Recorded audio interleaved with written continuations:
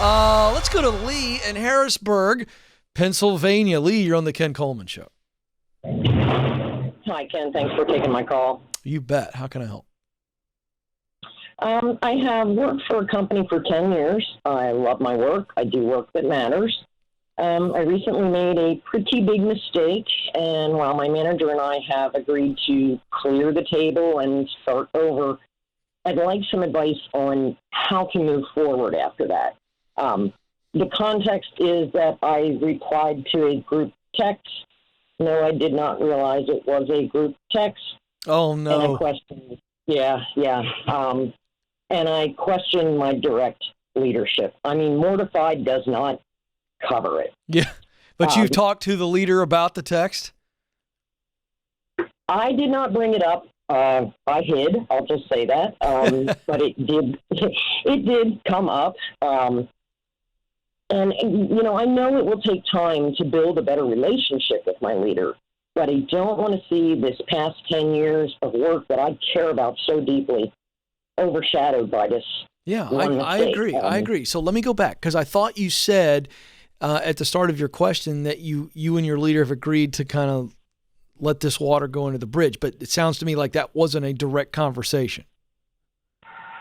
No, it was. It was tucked onto another conversation. It was kind of the parting shot out the door, letting me know that she knew this had happened, but she's willing to let it go. I'm also willing to let it go.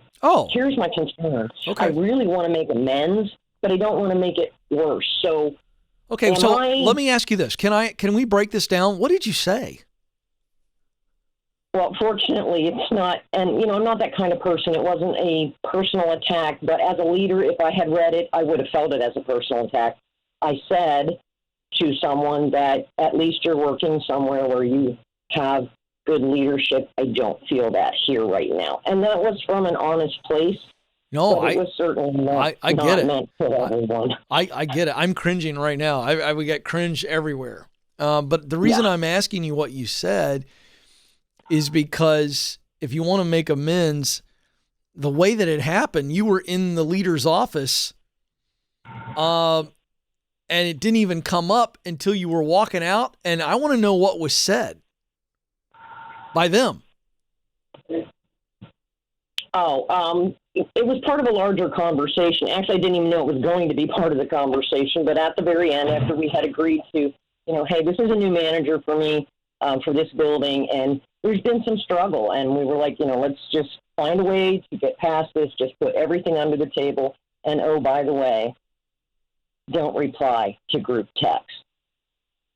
Oh, okay. So you thought that the leader was addressing what was already going on, but they really were addressing you complaining on a group text about their leadership, and it was just kind of, oh, by the way, gotcha, I saw it. Yeah. And it's okay. I was in the wrong. I'm definitely in the wrong here. No. I know, but here's the deal. I know what your concern is. So here's the deal. Is this a guy or a gal leader? It's a woman. Yeah. On one hand, I'm impressed that she called you in and talked about the bigger issues and acknowledged that there were issues. In that conversation, did she address some of her shortcomings or ask you, or was it just kind of, hey, it's new and we got to figure out how to work together? Was it just kind of a glazing, or did we get into some stuff?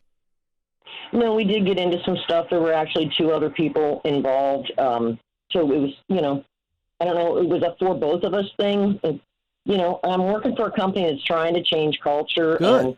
So let me ask you this. Did you feel that was positive when you walked out of there, except for the little shot across the bow at the end? Did you feel it was positive? Actually, I did. I mean, I did not feel that my job had been threatened or anything. And quite frankly, it really could have been, you know? Yeah. How long ago was this meeting? A couple of days. Yeah, I got to tell you, I'd go back. I would do a peace offering. This is just me. And I think that's what you called. You called me about to get my advice on what you should do. Is that right? Mm-hmm. All right. I've been breaking down this situation. I wanted to know all the angles. I got to tell you, she may not be a very good leader, but she's a good person. That's what I think. I think she is a good person. To handle it the way she did, a lot of unhealthy leaders and not so good people would totally can you or shun you and make you so miserable that you leave on your own. It doesn't sound like that's happening. So I would take a peace offering. I would go the extra mile and find out something she loves, a hobby, a favorite restaurant, something like that, I would really give a nice peace offering, and I would take it in personally.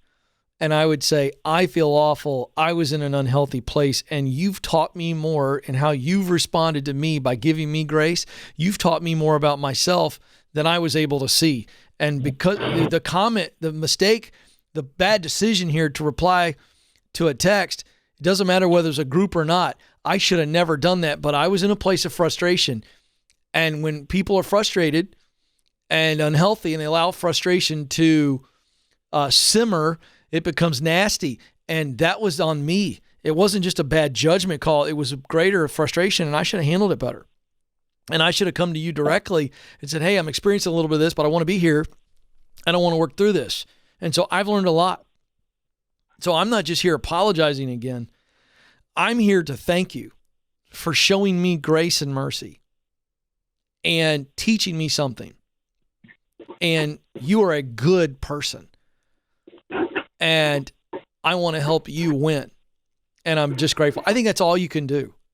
That's a way of falling on the sword, but really having eat a big old slice or two of humble pie in front of her by praising her and acknowledging her for her grace and mercy. Because I think she's a really good person. Do you agree with what I said? Does that square with what the reality is on your end? It does. And I do believe she's a good person. Do I owe an amends to the other people that were on this? Yes. You need to go to each one of the people that were on the text. And to be honest with you, this is the way I would do it. This is the Ken Coleman way. I'd call all of those people into a meeting, and I'd own it in front of all of them. Because going one-to-one is a good way and an honorable way, but doing it in front of everybody, since you group texted, you got to group apologize and own it. I'd get all of them in the room, look them eye to eye, and go, boy, did I learn a valuable lesson about me. Don't make any excuses. Own your frustration. Own your unhealthy reaction. And share the lesson you learned, and then apologize deeply. That's how you win in this role. That's how you win in this situation. And by the way, don't tell the leader you did it. Let it get back to her that you did it that way. But I would do it with them, and I would do it with her.